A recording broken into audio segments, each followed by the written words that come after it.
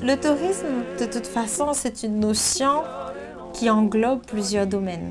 Je veux dire, ce qui va faire l'attrait touristique d'un lieu, c'est quoi? C'est son environnement et ça va être sa culture. Pourquoi la Polynésie attire? C'est à cause de son environnement atypique.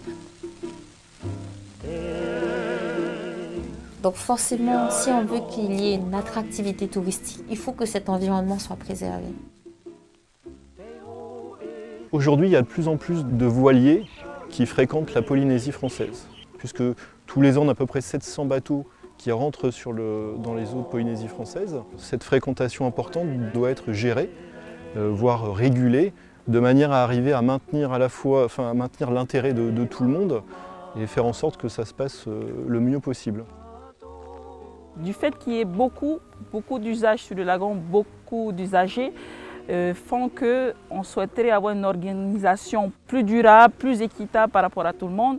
On peut mieux encadrer, on peut limiter l'impact sur l'environnement, c'est-à-dire déjà par rapport aux ancrages. Au lieu d'avoir des ancrages sauvages, nous on proposerait en fait de mettre en place des ancrages écologiques qu'on pourrait encadrer, qu'on pourrait surveiller. Donc une zone de mouillage organisé, c'est une zone sur laquelle on a mis en place des équipements qui permettent aux bateaux de s'amarrer, tout simplement. Au lieu donc de jeter leur ancre, ils viennent s'amarrer sur une bouée, elle-même fixée au fond par un bout ou une chaîne. Ce qu'on appelle mouillage écologique, en fait, c'est ce système d'ancrage par des tiges qui sont enfoncées dans le sable et qui permettent de limiter l'impact d'un mouillage.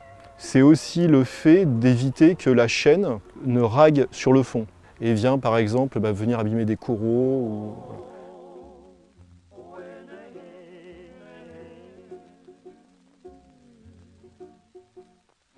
L'approche qu'on a eue dans Rescue par rapport à la demande qui nous était faite, qui était de concevoir une zone de mouillage organisé.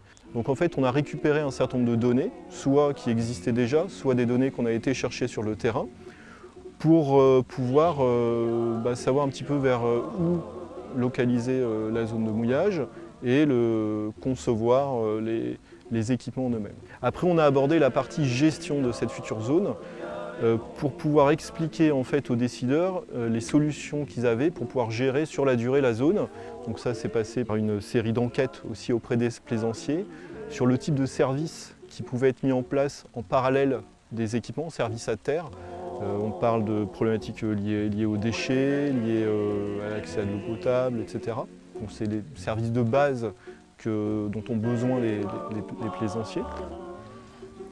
Moi, je pense que c'est tout à fait conciliable d'avoir un flux touristique et d'avoir un environnement préservé. C'est une question d'organisation, car faire venir des visiteurs, ça permet des retombées économiques. Et ces retombées économiques peuvent permettre de financer des actions de préservation de l'environnement.